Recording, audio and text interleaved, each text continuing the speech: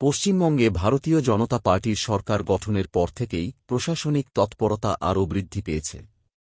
বুধবার আসানসোল জেলা শাসক দপ্তরে জেলা শাসক এস পুন্নাবালামের সঙ্গে জেলার বিজেপি বিধায়কদের একটি গুরুত্বপূর্ণ প্রশাসনিক বৈঠক অনুষ্ঠিত হয়। বৈঠকে আগামী 18 মে থেকে 25 মে পর্যন্ত আয়োজিত হতে চলা জন অংশীদারি অভিযান নিয়ে বিস্তারিত আলোচনা করা হয়। কিভাবে এই কর্মসূচির সঙ্গে আরও বেশি সংখ্যক সাধারণ মানুষকে যুক্ত করা যায় তা নিয়েও মতবিনিময় হয়। বৈঠক শেষে সাংবাদিকদের মুখোমুখি হয়ে মন্ত্রী অগ্নিমিত্রা পাল বলেন, পশ্চিমবঙ্গ ভারতেরই একটি অঙ্গরাজ্য হলেও এতদিন রাজ্যে ভারতীয় ন্যায় সংহিতা কার্যকর করা হয়নি, যদিও দেশের অন্যান্য রাজ্যে তা ইতিমধ্যেই চালু হয়েছিল।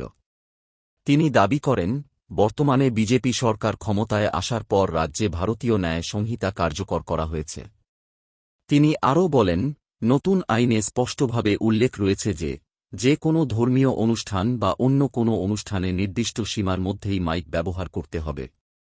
কোনো ধর্মকে আলাদা গুরুত্ব দেওয়া হবে না, কারণ আইনের চোখে সকলেই সমান এবং সকলকেই আইন মেনে চলতে হবে। করতে পারতাম না। জল, এত জলের সমস্যা, রাস্তা, স্যানিটেশন, বিভিন্ন যে আমাদের কেন্দ্র সরকারের যে প্রকল্প, প্রত্যেকটি বিষয় নিয়ে আমাদের আলোচনা হয়েছে এবং এরপরে ডিটেল যে আলোচনা সেগুলো আমরা এক একটি বিধায়ক সেই দপ্তরের আমরা নাম্বার নিয়ে নিয়েছি। প্রত্যেকটি দপ্তরের বিডিও বলুন, যিনি মেন আছে তিনি বলুন, এডিএম বলুন, বিভিন্ন সবাই এসেছিলেন, তাদের একটি নাম্বারের লিস্টও আমাদের দিয়ে দেওয়া হচ্ছে এবং কোনো রকম কোনো মিসকমিউনিকেশন যাতে না হয়, সবাইকে লুপে রেখে সুন্দরভাবে, যেটা এতদিন বলে এসেছিলাম ডাবল ইঞ্জিনের সরকার, উন্নয়ন হবে। এবার দেখুন আসানসোলবাসী, বাংলার মানুষ যে উন্নয়ন কাকে বলে এবার দেখতে থাকুন।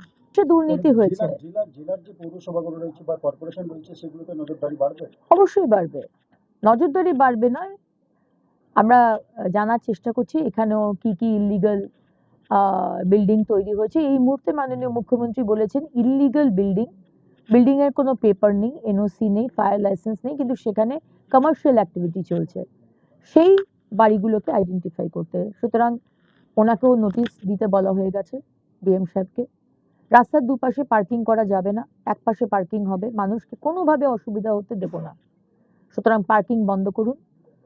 পার্কিং স্লিপ ছাপিয়ে নিয়েছেন আর টাকা তুলে যাচ্ছেন 15 বছর ধরে, কোনো রেট চার্ট নেই, কিছু নেই, করতে দেওয়া যাবে না, ইমিডিয়েটলি বন্ধ করুন।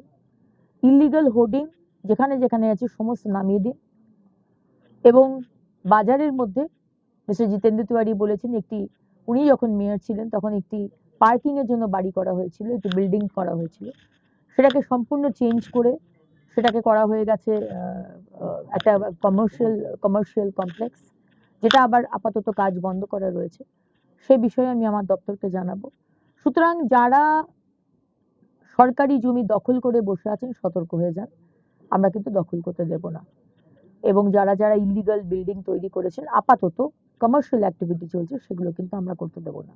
আসানসোল শহরের যে ইলিগাল এনক্রোচমেন্ট রয়েছে দীর্ঘদিন থেকে আপনিও দাবি তুলেছিলেন, সেগুলোর কি হবে? দেখুন, ইলিগাল এনক্রোচমেন্ট নিয়ে এখনো মাননীয় মুখ্যমন্ত্রী ডিসিশন নেননি, কিন্তু আমরা ডিসিশন নেব। মাননীয় মুখ্যমন্ত্রী প্রথম দিন থেকে বলেছেন এমন কোনো কাজ করবে না যেখানে মানুষের পেটে লাথি পড়ে। সুতরাং একটা বিরাট কাজ করছি এরকম দেখিয়ে ইলিগাল এনক্রোচমেন্ট বন্ধ করে দিলাম, কিন্তু তাদেরকে আমাকে কোথাও রিলোকেট করতে হবে, সেটা দেখে তারপরে আমরা এখানে আনবো। এখন এই বিষয়ে আমরা কোনো কিছু ডিসিশন নিই।